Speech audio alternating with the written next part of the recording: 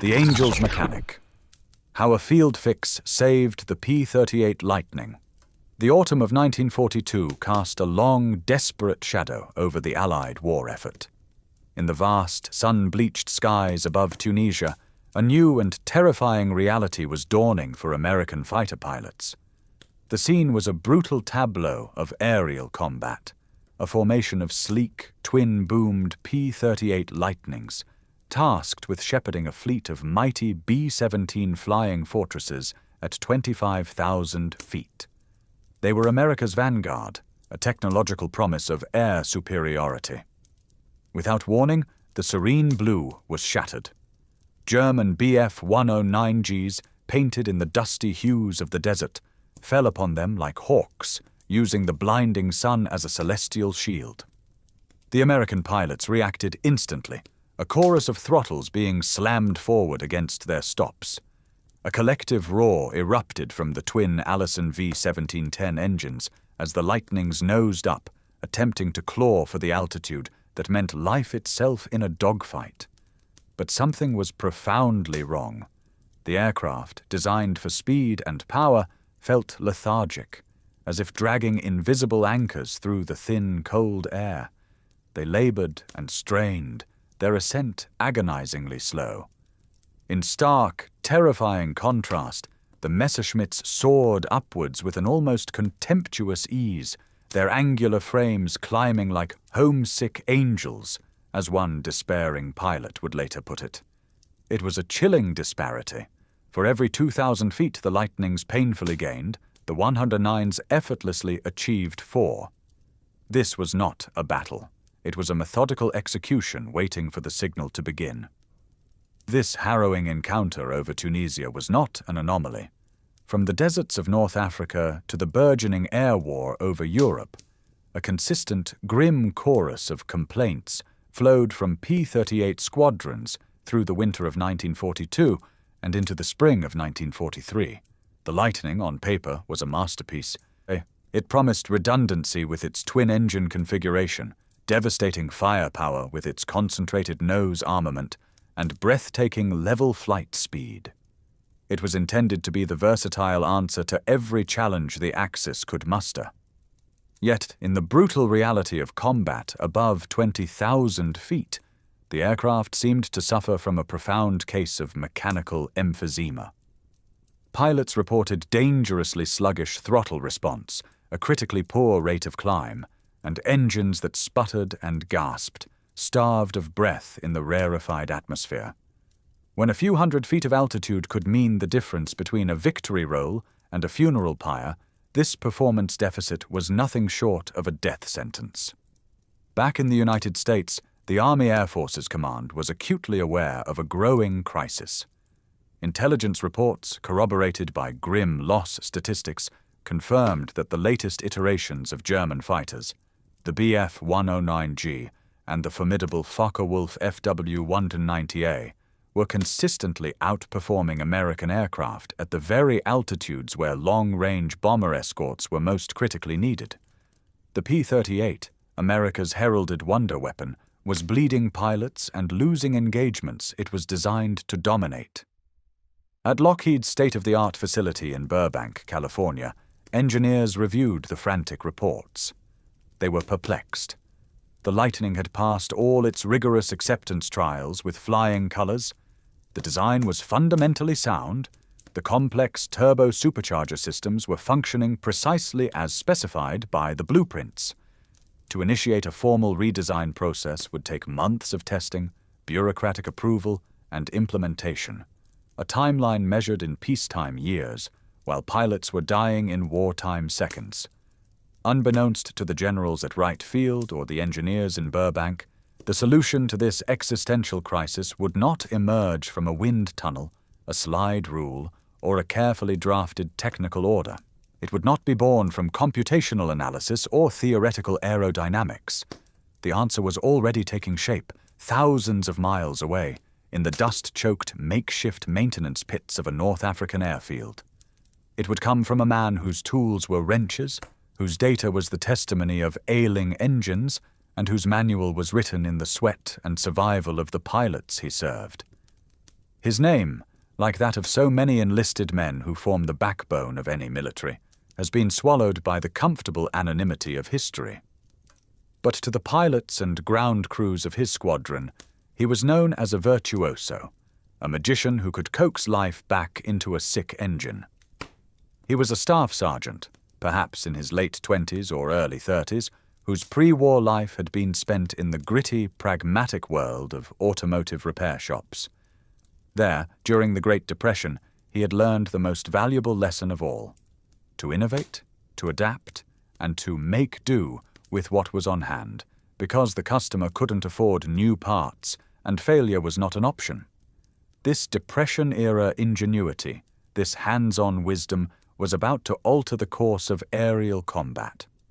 This sergeant spent his days and nights immersed in the intricate mechanics of the Allison V1710 engines.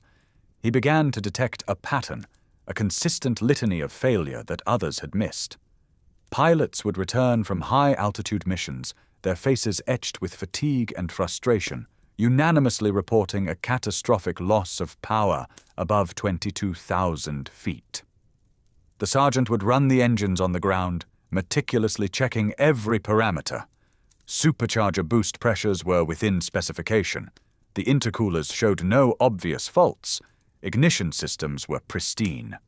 Everything checked out. But he possessed a mechanic's intuition, a deep-seated understanding that specifications were written for the ideal sea-level conditions of Burbank, California, not for the brutal operational reality of North Africa, where ambient temperatures on the tarmac could soar to a blistering 110 degrees Fahrenheit, sapping performance before an aircraft even left the ground. Driven by the grim knowledge that his friends were dying because of this performance gap, he began a solitary intensive study of the P-38's complex induction system. The Lightning employed a turbo supercharger system that was a genuine stroke of engineering brilliance. Exhaust gases spun a turbine, which compressed the thin, incoming air, forcibly cramming more life-giving oxygen into the cylinders at altitude. However, this process of compression generated intense heat, and hot air is less dense than cool air. To counter this, the compressed air was routed through intercoolers, essentially radiators for air, before entering the engine's intake manifold. In theory, it was an elegant solution. But in the scorching North African theater, the system was fighting a losing battle. The intercoolers were tasked with cooling 300-degree compressed air using ambient air that was itself often over 100 degrees. The temperature differential was simply insufficient. The air entering the cylinders remained too hot, its density reduced, thereby strangling power output at the very moment pilots needed it most. It was here that the mechanic made his critical observation, the one that had eluded the engineers with their perfect data from perfect labs. He noticed that the intercooler system featured adjustable exit doors controlled by a thermostatic valve. This valve was the system's brain, designed to maintain the intake air within a specific, safe temperature range. It was a conservative, cautious piece of engineering, intended to protect the engine from the potential dangers of thermal shock, sudden temperature swings that could crack cylinder heads or warp vital components. The mechanic looked at this same system and saw not protection, but a bottleneck. In the life-or-death reality of combat, pilots didn't need a carefully balanced, safe temperature. They needed maximum available power, which demanded the coldest, densest air possible. The engines weren't failing from thermal shock. They were failing to produce power, and men were dying as a direct result of this over-cautious engineering. A radical idea began to form in his mind, one that flew in the face of every technical order and engineering protocol. What if the thermostatic control was completely bypassed?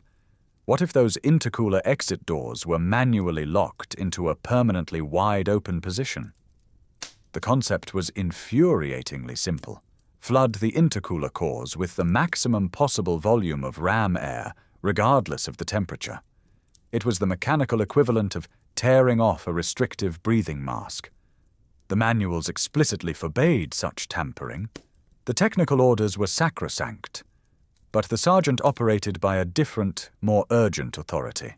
The unspoken manual written by the pilots who returned with bullet holes in their fuselages and stories of being helplessly outclassed. Sometimes the most profound engineering breakthroughs occur not when you follow the instructions, but when you possess the courage to rewrite them. The thermostatic valve was the guardian of a theoretical safety margin, but it had become the gatekeeper of failure. The sergeant located a P-38 scheduled for routine maintenance and, with a small team of trusted assistants, went to work.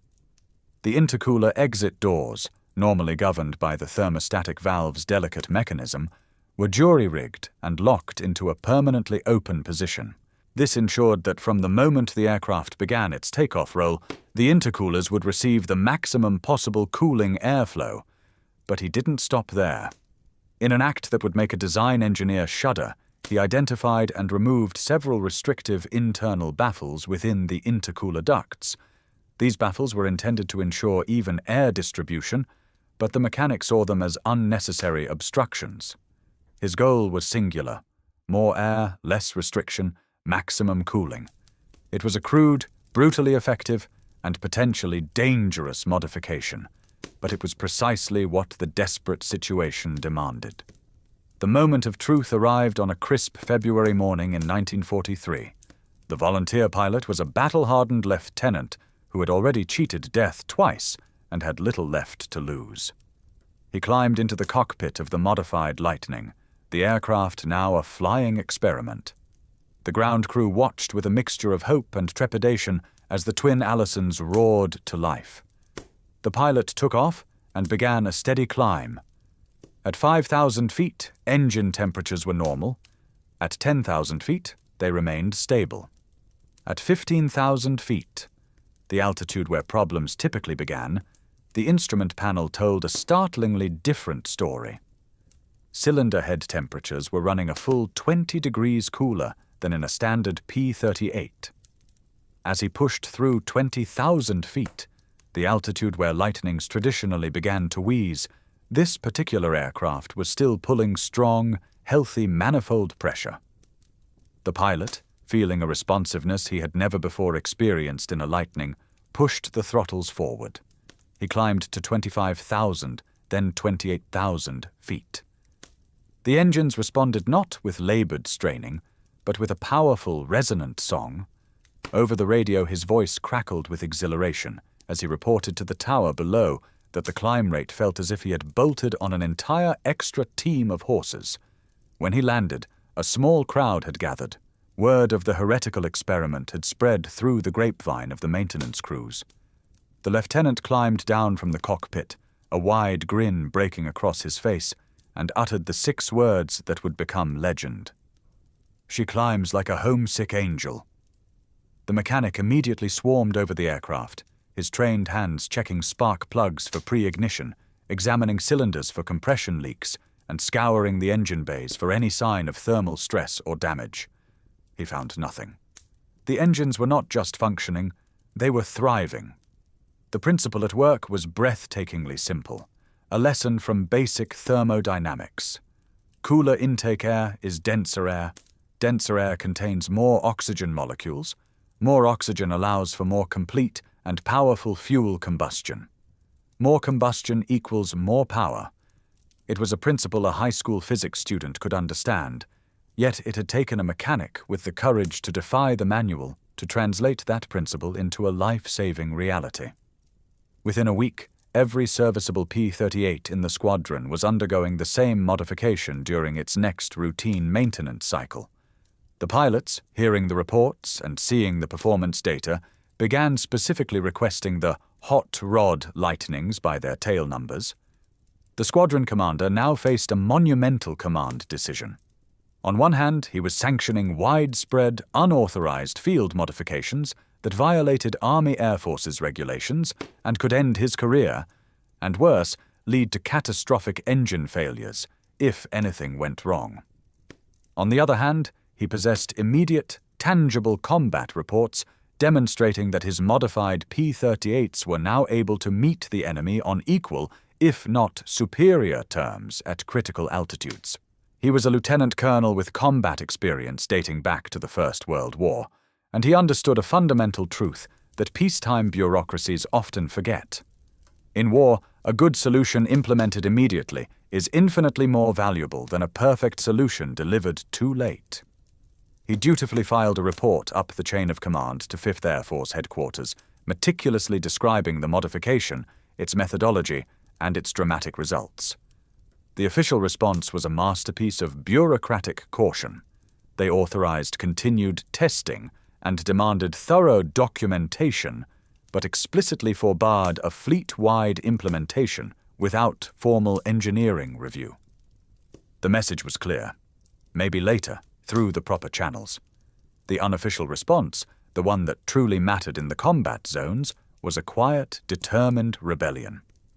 Commanders of other P-38 units, hearing the whispers of the homesick angel, sent their own master sergeants to learn the technique. By March of 1943, a growing number of modified Lightnings were appearing across North Africa, and the seasoned pilots of the Luftwaffe began to notice a disturbing change in the performance of an aircraft they had previously learned to dismiss.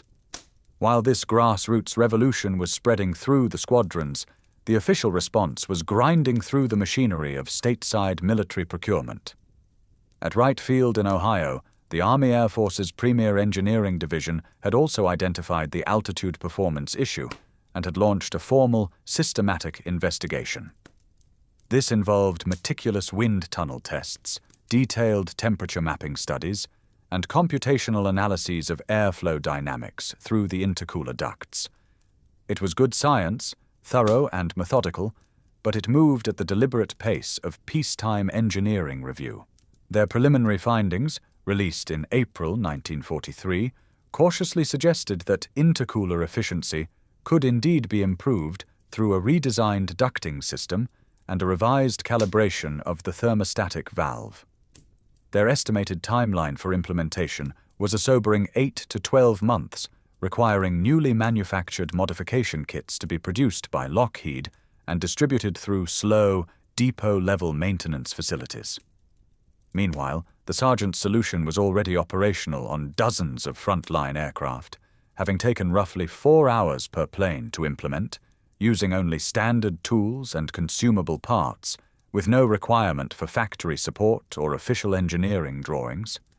This created a deeply uncomfortable schism that military bureaucracies are designed to prevent, undeniable proof that official sanctioned processes were being decisively outpaced by the pragmatic ingenuity of enlisted men with wrenches.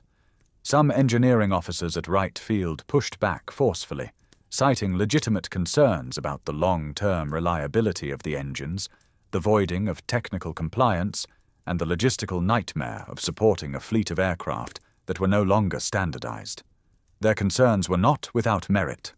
Standardization is the bedrock of large-scale military logistics. However, combat possesses a brutal, unassailable logic that inevitably trumps bureaucratic debate. By the late spring of 1943, the accumulation of data from modified P-38s was simply overwhelming. The evidence was irrefutable. Climb rates had improved by 12 to 15% at altitudes above 25,000 feet. Engine temperatures consistently remained within safe operating limits, and critically, there had been no reports of catastrophic engine failures attributed to the modification. The 8th Air Force in England, preparing for the immense air battles over Europe, began sending urgent requests for information about this field expedient fix. The ultimate vindication arrived in the form of after-action mission reports that read like the wish fulfillment of pilots who had previously known only despair. On April 18, 1943, a flight of modified P-38s from the 1st Fighter Group intercepted a formation of German Ju-88 bombers over the Mediterranean at 26,000 feet. The American flight leader identified the threat, called the attack, and his pilots executed a rapid, aggressive climb, gaining 3,000 feet in under 2 minutes to achieve a superior attacking position. The German bombers, accustomed to the P-38's previous struggles at that altitude, were caught completely off guard. 3 Ju-88s were shot down in flames before their escorting fighters could effectively intervene. The after-action report explicitly noted, "Aircraft exhibited superior climb performance. Modification appears effective in combat conditions." The narrative repeated itself over Tunisia in May. Modified P-38s from the 82nd Fighter Group engaged in a swirling dogfight with Bf-109Gs at 28,000 feet. One American pilot, a first lieutenant from Michigan, found himself locked in a climbing scissors maneuver, a vertical fight for energy, with a seasoned German ace. In an unmodified Lightning, this would have been a death sentence. The 109 would have easily outclimbed him. But this time, the P-38 clung tenaciously to the Messerschmitt, matching it turn for turn in the vertical plane. The German pilot, visibly confused and frustrated by the unexpected performance of his opponent, made a fatal error and tried to extend the fight straight up. The modified Lightning stayed glued to his tail, and the lieutenant fired a 3-second burst of cannon and machine gun fire into the 109's engine. The German fighter disintegrated at 31,000 feet. The gun camera footage from this engagement became required viewing throughout the theater, a silent but powerful testament to the transformation. The statistics that accumulated between March and June of 1943 painted a picture of a tactical revolution. Squadrons flying the modified P-38s reported a staggering 42% decrease in losses during high-altitude bomber escort missions compared to the previous 3-month period. More importantly, pilots were now dictating the terms of engagement. They could choose to fight or break off at will, rather than being forced into desperate, defensive battles they were destined to lose. The modified Lightnings were reaching operational altitudes of 30,000 feet a full 4 to 6 minutes, faster than their stock counterparts. In the high-stakes world of aerial combat, a 4-minute advantage is an eternity. It is the difference between being the hunter and being the hunted. The Luftwaffe took sharp notice of this sudden shift. Captured German intelligence reports from mid-1943 specifically commented on the unexpected and improved performance of American P-38s at altitude. One Luftwaffe pilot, interrogated after being shot down in June, confessed to his captors that he believed he had been engaging the New Republic P-47 Thunderbolt, based on the astonishing climb rate he witnessed, and was utterly shocked to learn he had been bested by a Lightning. By the summer of 1943, the modification had acquired an unofficial name among the ground and air crews, the White Lightning upgrade, a nod both to the P-38's natural unpainted metal finish and the potent, moonshine-like kick it gave the engines. Pilots who had flown both configurations described the difference as night and day. One captain from the 14th Fighter Group famously told a war correspondent that flying a stock P-38 after experiencing the modified version was like going back to driving a heavy truck after you'd gotten used to a thoroughbred sports car. Lockheed's engineers in Burbank finally managed to get their hands on a field-modified P-38 in June 1943. Their examination provoked a mixture of professional admiration and sheer horror. They admired the result because the modification worked exactly as intended, delivering a dramatic performance boost. They were horrified by the method: the bypassed valve, the removed baffles, the crude locking mechanism, which violated a host of core engineering principles and design protocols. It was, in the words of one engineer, aggressive simplification. Yet the data from their dynamometer tests was undeniable. The modified aircraft showed a 12% increase in power output at 25,000 feet compared to a standard P-38.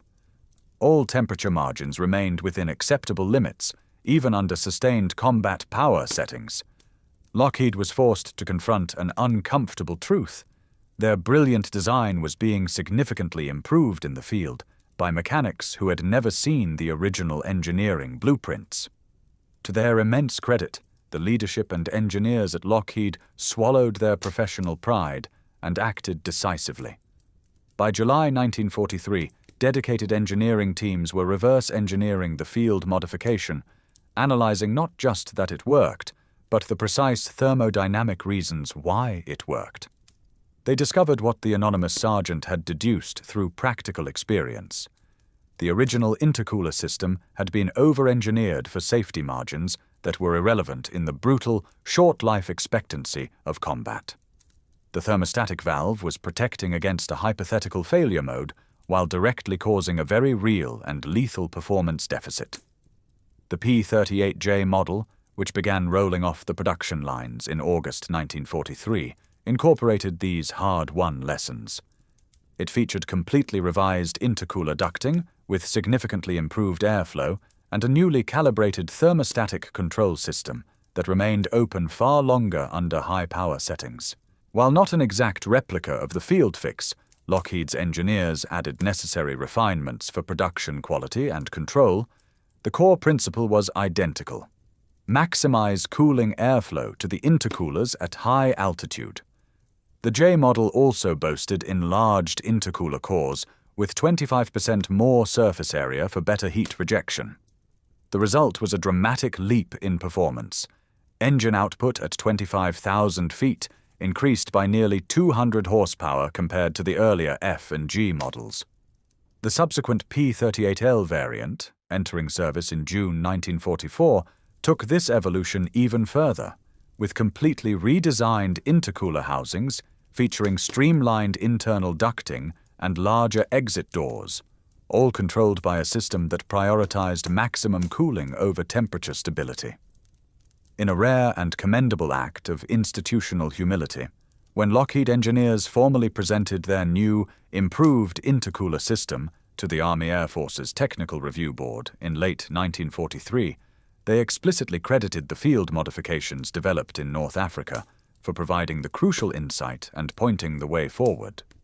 The official engineering reports acknowledged that real-world combat experience had uncovered critical limitations in the original design that no amount of stateside testing could have predicted. By the end of 1944, over 4,000 P-38s had been manufactured with the new intercooler systems, whose direct lineage could be traced back to one mechanic's defiant act of ingenuity. The tactical impact of this change was profound and far-reaching. Doctrine was rewritten. The P-38 was no longer relegated to medium-altitude tasks. It was now a true high-altitude fighter, entrusted with the most demanding long-range escort missions alongside the P-47 and the P-51. In the Pacific Theater, aces like Major Thomas B. Maguire used the Lightning's newfound high-altitude prowess to devastating effect against agile Japanese fighters. The story of the anonymous staff sergeant ends as it began, in obscurity.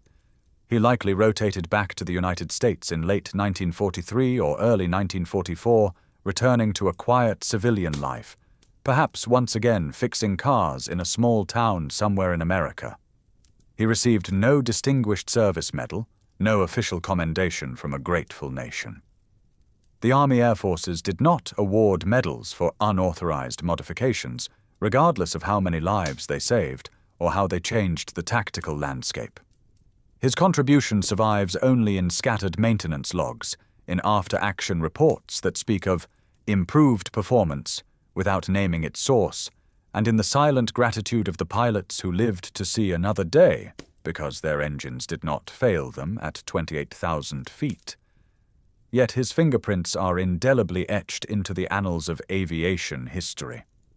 The transformation of the P-38 Lightning validated a powerful and enduring lesson, that the wisdom of those on the front lines, those with grease under their fingernails, and a visceral understanding of the machinery of war, can sometimes surpass the knowledge of the finest engineers in their sterile laboratories. It is a lesson about the critical importance of fostering flexibility, of listening to the enlisted technician, and of understanding that no blueprint can ever fully anticipate the chaos of combat. The story of the P-38's intercooler is more than a tale of a technical fix. It is a timeless testament to the power of human ingenuity in the face of overwhelming adversity, a reminder that sometimes the most angelic climb begins with a simple turn of a wrench.